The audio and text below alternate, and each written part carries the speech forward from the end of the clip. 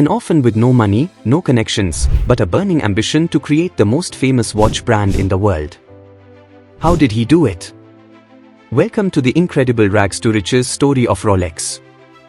We are diving deep into the mystery and secrets behind this legendary brand and answering the million-dollar question, why are Rolex really so expensive? Hey, everyone! If you are fascinated by success stories, innovation, and a bit of mystery, you are in the right place. Today, we are uncovering the legendary journey of Hans Wilsdorf, the mastermind behind Rolex. Trust me, you don't want to miss this. Rolex's story begins with Hans Wilsdorf, born in Germany in 1881. His early childhood was filled with love and laughter until tragedy struck at age 12 when both his parents passed away. Suddenly, Hans went from having two loving parents to being an orphan, sent off to live with his uncles who then sent him to boarding school. Initially, Hans became very depressed, but he eventually threw himself into his schoolwork, particularly enjoying learning different languages. This would later pave the way for him to move abroad once he finished school. After graduating, Hans went to work in Switzerland at a company called Kuno Cotton, a large exporter of various pocket watches. Since Hans spoke German, English, and French, he worked as a clerk and correspondent for the firm. However, the company also manufactured some of their own watches, giving Hans a great opportunity to understand watch construction and study the watchmaking industry closely. Despite repetitive tasks like winding hundreds of watches each day, Hans developed a deep appreciation for the craft and became obsessed with the idea of creating perfect watches. In 1903, Hans moved to London to work for another company, where he had a bigger role involving sales and client acquisition. This gave him a good understanding of what made one watch brand stand out from another and how crucial marketing was to a brand's success.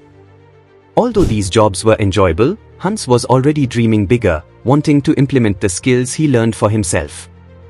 In 1905, at the age of 24, Hans decided to start his own watchmaking firm. He had a small amount of money saved up, which he invested in the business, but most of the funding came from his brother-in-law, Alfred Davis, who became his co-founder. Together, they created the Wilsdorf and Davis Company, importing watches from Switzerland to sell in the UK. In those days, wristwatches were mostly regarded as women's jewelry, with pocket watches being strongly preferred. Hans, however, believed wristwatches were much more convenient and elegant, famously stating that pocket watches would almost completely disappear, replaced definitively by wristwatches.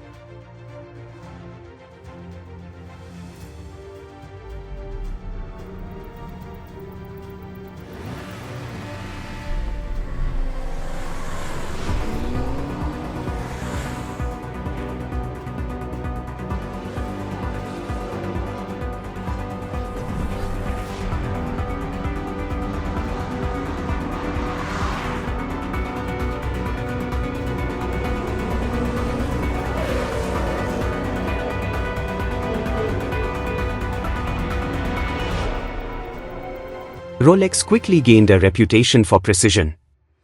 In 1910, Rolex became the first wristwatch to be awarded the Swiss Certificate of Precision, and in 1914, the British KW Observatory awarded a Rolex watch a Class A rating, previously given only to marine chronometers.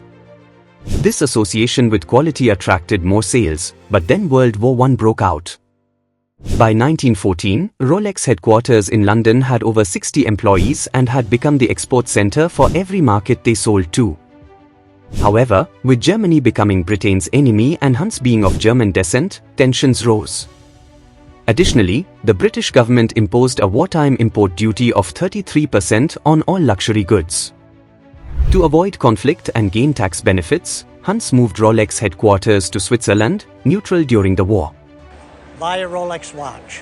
Why did he do that, do you know? Well, he thought that was the best watch ever made. And he said, make sure you get one before you go home, and this is the one I liked. And had you heard of Rolex before that? Not before that, no. I've never heard or seen one before. I just took his word that it was a great watch, and it is. And do you still wear it? I don't wear it very often now. It's kind of a keepsake now. I wear my cheap watch now, and this is my dress watch. During World War I, many watch companies went bankrupt, but Rolex thrived. Their wristwatches became a favorite among the military for their reliability and convenience over pocket watches. Hans' marketing instincts played a crucial role. In the 1920s, he placed Rolex watches on explorers, athletes, racers, aviators, and other successful people, creating a connection between high achievers and Rolex. He ran expertly placed ads on the radio and in newspapers, understanding the value of product placement decades before competitors. In 1926, Rolex created the world's first commercial fully waterproof watch, the Oyster. Hans had the perfect marketing idea. He convinced a woman swimming the English Channel to wear the watch.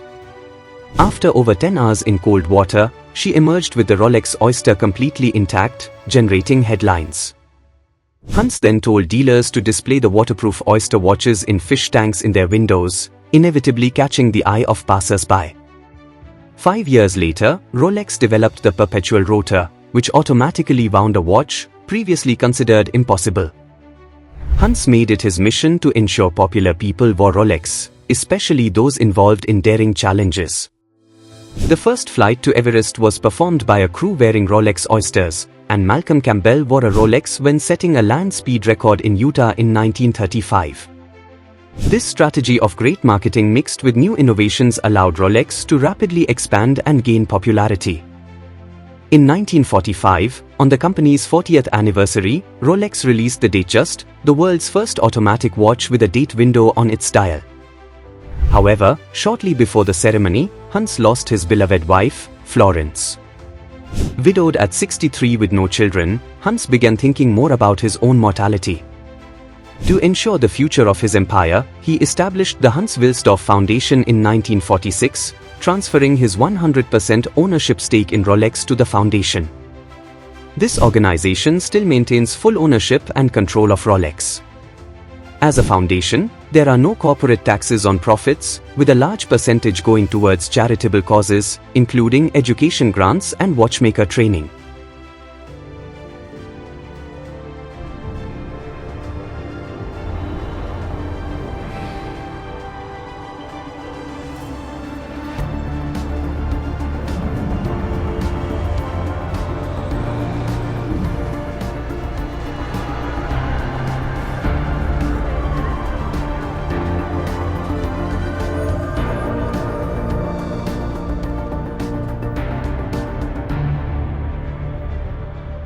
Now, if you want to see an even more insane entrepreneurial success story, check out my video on the controversial life of Cornelius Vanderbilt. Thanks for watching. You are a legend, and I'll see you in the next video.